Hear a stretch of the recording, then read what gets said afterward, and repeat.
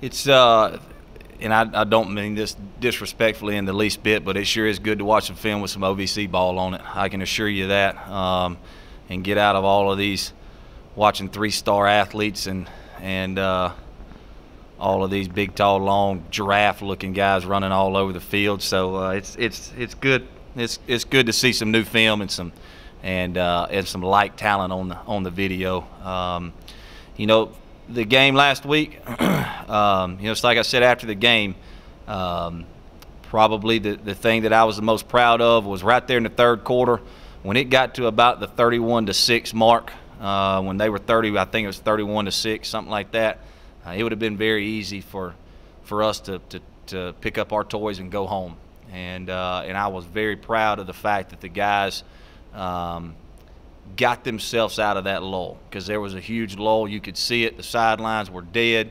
There wasn't a whole lot going right. We were getting pounded on pretty good. Offensively, we were, you know, we were awful at that point. And it was good to see those guys climb out of that rut, because I think that's a little bit different than teams in the past here that I've been a part of, offenses in the past here that I've been a part of.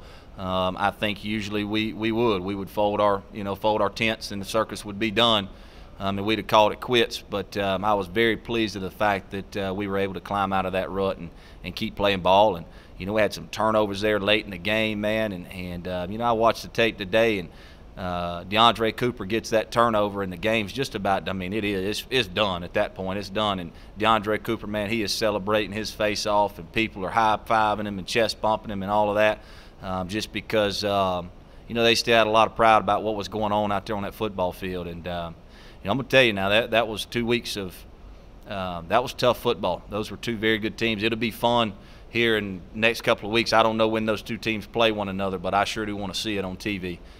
Because that'll be a brouhaha there, and that'll be two very good MAC opponents going up against one another, and I'm glad to put those 2 weeks behind us and move forward.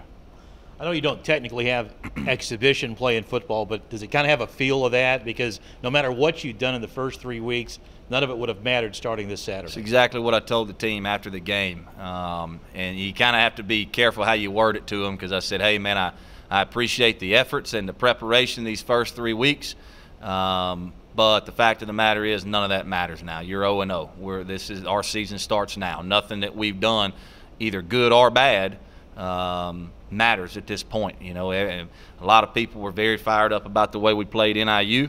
It doesn't matter now. You know, the first game, we looked very solid offensively, defensively, special team. It doesn't matter now. All of that stuff is behind us. And this is when the season starts, and it's an every week, man. You better bring your hard hat and your lunch pail and go to work to give yourself a chance at the end of the season to have postseason play. Also, a contrast: the two young coaches last week. This week you go against one of the veteran coaches I think he's coached about 1 million games in Watson Brown. Talk about that kind of a match. Yeah, well, when I saw him at the OVC Media Days, you know, he was funny, because every time I see him, he says, "Hey, son." He's been around for a long time. He was the one that told me, you know, he said, "Hey, how's everything going? How are you enjoying it and all that?" And I said, "Man, everything's good." And he said, "Well, don't ever forget, people like winners and they like beginners." And I said, I duly noted. I'll keep that in mind. But he's an unbelievable coach. Been around for a long time. He has forgotten more football than I know right now. And runs a wonderful program over there in Tennessee Tech. They're always competitive. They do a very good job with getting talent in, and they do an even better job making the talent that they have the most productive that they can make them. So it'll be a tremendous test for us this week. Who are some of the players that you've seen on Tennessee Tech that might give the Racers some problems?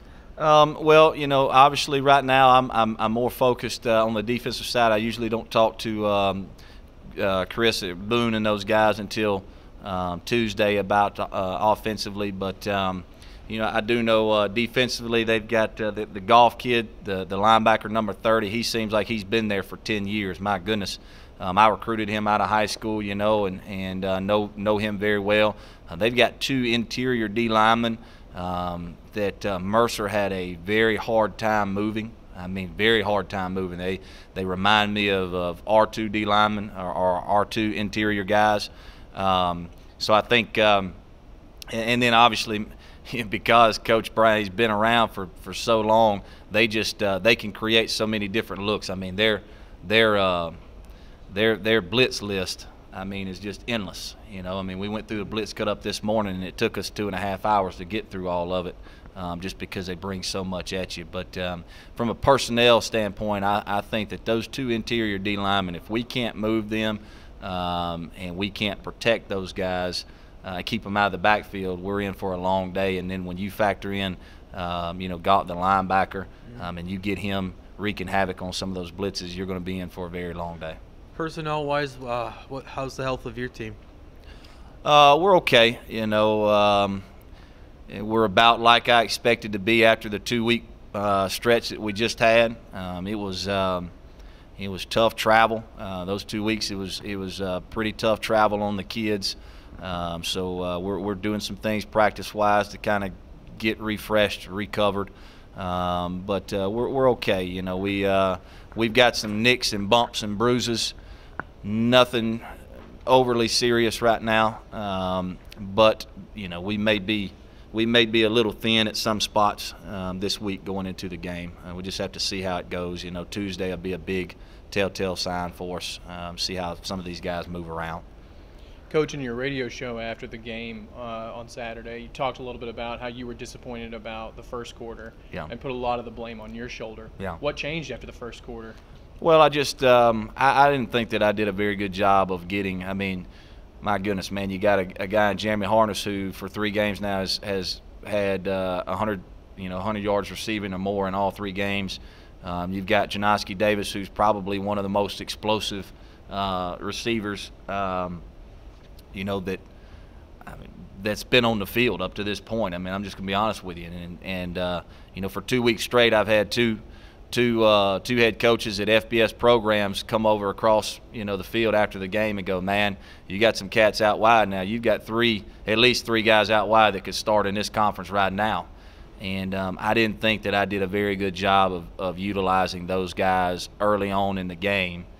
You know, and letting KD, I think I kind of put the hamstring on KD a little bit, didn't let him let it go, because anytime that you play defenses like that and teams like that, the first thing they're going to do is they're going to press you down. They're going to condense their defense, and they're going to put it all on top of you. And if you can't press the ball vertically and you can't take some shots and hit some shots, then they're just going to swallow you up. And I didn't think that I did a very good job of letting it hang out there early and trying to test them a little bit and see if they could run with us and see if our guys could continue to make plays, you know, until kind of in that second half. But then it was kind of you're in a situation there where everybody in the stadium knows that that's what you're about to do. And it got the O-linemen a little frustrated because at that point they were just pinning their ears back and coming to KD because they knew we were going to have to throw it. So I didn't do a very good job managing the game. I told the offense that.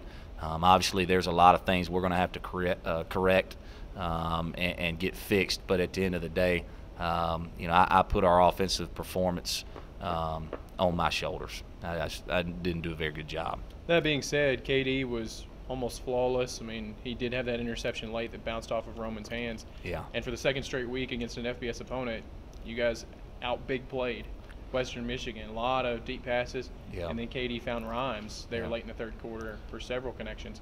What's building there? Well, once I stopped being so stupid and let those guys run down the field and take some chances, and we started playing some ball. But you know, I think that right now, looking forward, I think the strength of our offense right now is our skilled guys. You know, I think obviously KD, if you give him time, he's going to sit back there and he can do some things. He can go through his progressions. And he's an amazing arm talent. I mean, he can make every throw. You know, he's a big time arm talent. And you got some guys out wide that can run down the field and get open and create space. And we've got to build on that. But at the same time, obviously, it's like anything. you can't throw the ball well unless you can run the ball, and you can't run the ball well unless you can throw the ball. So there's always got to be balance, and we just got to do a better job of finding that balance and finding it early. I thought that the other night, the first quarter and the third quarter was really where we hurt offensively. We started out slow, and then we came out at halftime and we started out slow. So that's going to be a point of emphasis for our football team overall this week is starting out faster. You haven't played an FCS team yet, but have you been able to get a feel for where you stand, or will you not really know that until Saturday? I won't really know it. It's kind of like we talked about with our season starting. It's it's hard to tell just because you play those FBS opponents. You can't really tell if they may be playing down to your level. Maybe you don't know what's going on in their coaches' offices and their meetings on a Sunday after they play you. They may have been ripping those kids about, hey, we didn't play very well. We played down to their level and all of that kind of stuff. So they may not play their best, and you may have played about as good as you could play. You just don't know, especially when you play those teams early in the season.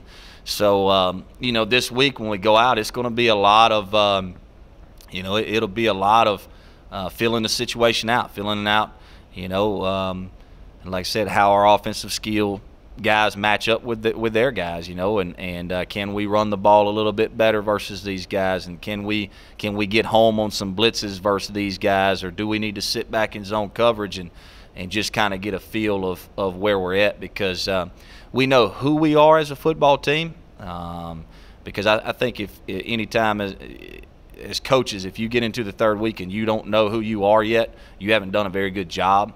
So I think we know from a schematic standpoint who we are, what we do well. We just got to figure out if we continue to do that well versus our competition, and the things that we may be a little deficient in right now, are those things going to improve because it's versus our competition. So it'll be a little bit of a fill out, that especially early. How are we doing? Where are we at? We always do the same thing with the O-line. After the first series, they come to the sideline and we'll say, hey, man, how do you feel, boys? And sometimes they give you a thumbs up, or like the other night, they give you a halfway thumbs and go, I don't know, Coach. These guys are pretty big. They're pretty massive, and they're pretty strong. So we'll just have to see how it all pans out.